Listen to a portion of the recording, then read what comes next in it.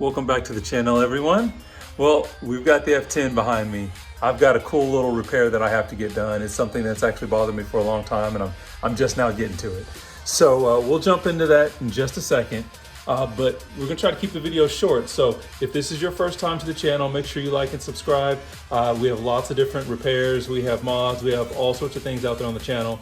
I wanna try to keep bringing this content to you. So take a moment, like and subscribe. We wanna try to bump the channel up in the algorithm. But right now I'm gonna turn the camera around and we'll start jumping into this quick repair. Okay, so we went on Amazon, picked up ourselves a door lock actuator. So whenever I picked up this car, the passenger door did not lock. It just does not lock with the other doors. So it has to be that. Basically, from what I can see, the motor is gone on it.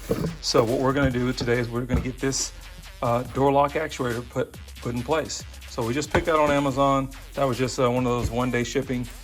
So I've got the door panel already off. So I've got my bench out here just for it to sit on and rest on, so we don't have to take everything apart. But from what I can see, it looks like we're gonna have to take these two bolts out, and then it looks like there's two more bolts on this side here.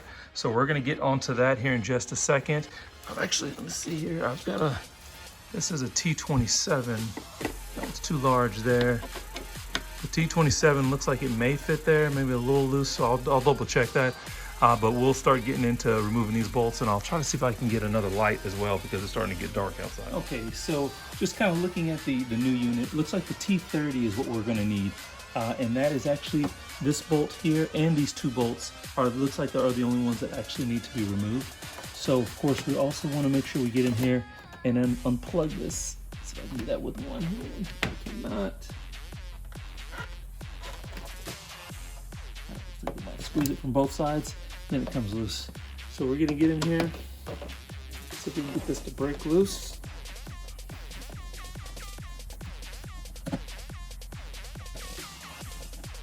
Okay, so we got one bolt out. I'm not sure if you guys can see from here, but this is also basically our little door lock indicator there. So we're gonna make sure we figure out how to replace that as well too, so we can switch over to the new unit.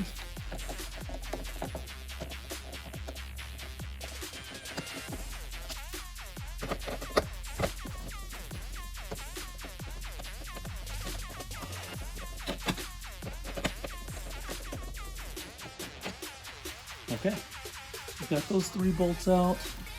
Trying to take a look at that and see how that might, see if this can pull out or what.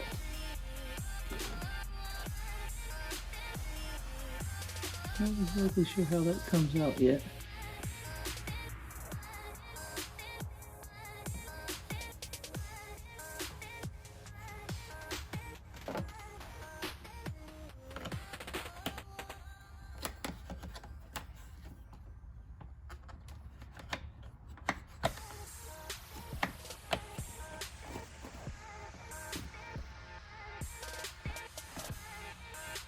There we go, and we got that to pop out.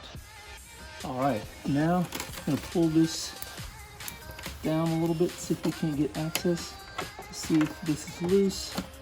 And now I'm wondering on this one here, that top bolt, which is a T20, may need to come out as well.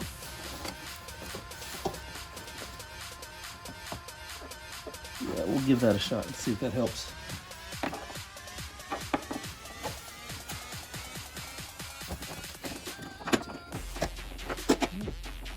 Let me see how that's connected. There we go. Okay.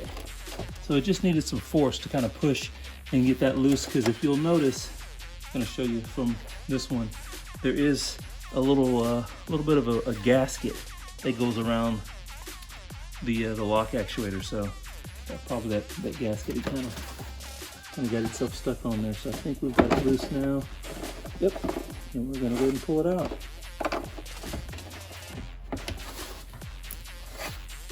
Guys, give me just a second. I just didn't think about it, but I rolled down those windows. So I'm gonna try to roll the windows back up. Oh yeah, that's a lot better. So I don't know if you guys could see that off camera, but that window was rolled down because I need to get access to some of this stuff up top when I was removing it. So now you guys can see here, there is a lock mechanism that is still attached. And so we're going to, it's like that should just kind of push down and pop out of place. Lifting it over first. I think there's really much holding it in there.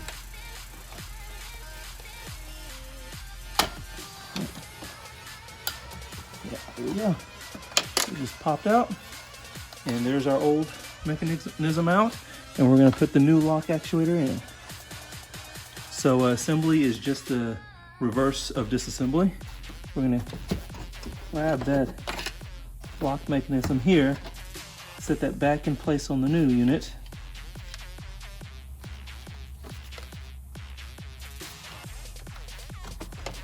I'm really kind of blocking my light here.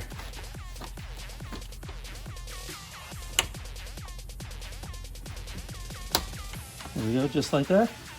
And now we're going to reinstall.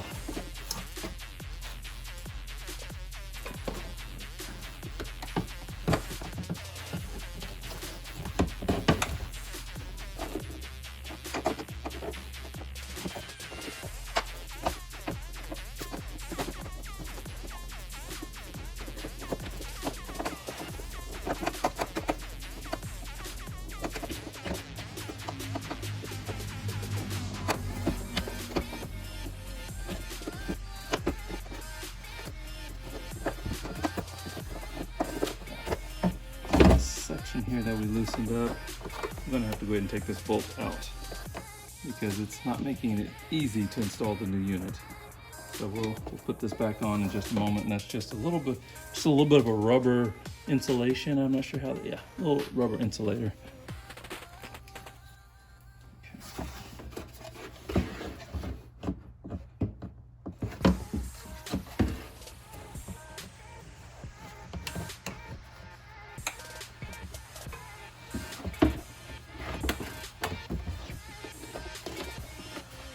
Okay, there we go.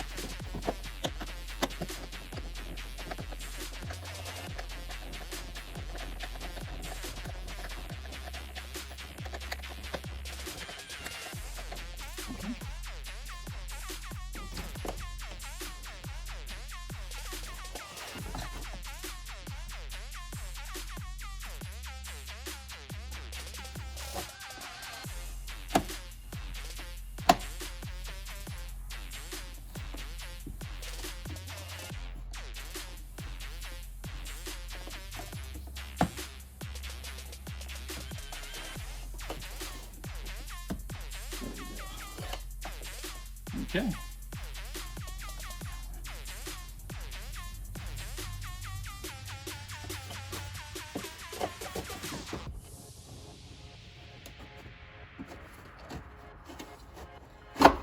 There we go.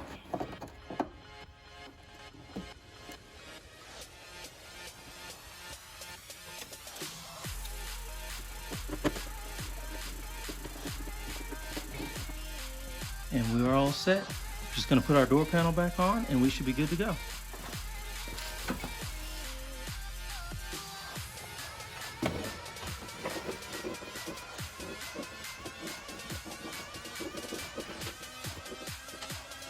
Back in position. And pull up the harness. Put the new actuator back in place.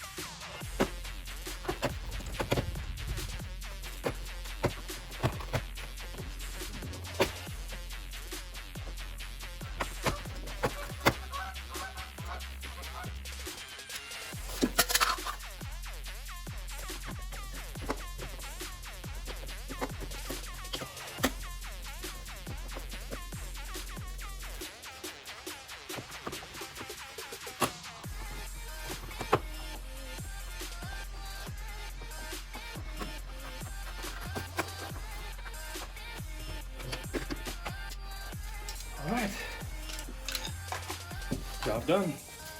Okay, so door panel's back in.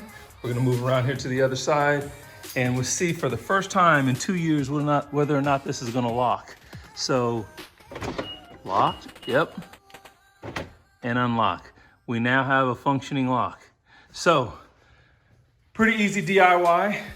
Probably took about 30 minutes roughly to swap out. No big deal, something that you guys can do easily at home. Okay, so that door lock is now repaired. So as you guys can see from the video, replacing those door lock actuators is really not that bad of a job. So you just gotta make sure you have those torques or those torque bits or whatever they're called, those available, and that's really about it. And you can kind of jump into that job. So if this is your first time to the channel, make sure you like and subscribe. But you guys be safe, and I will catch you guys in the next video.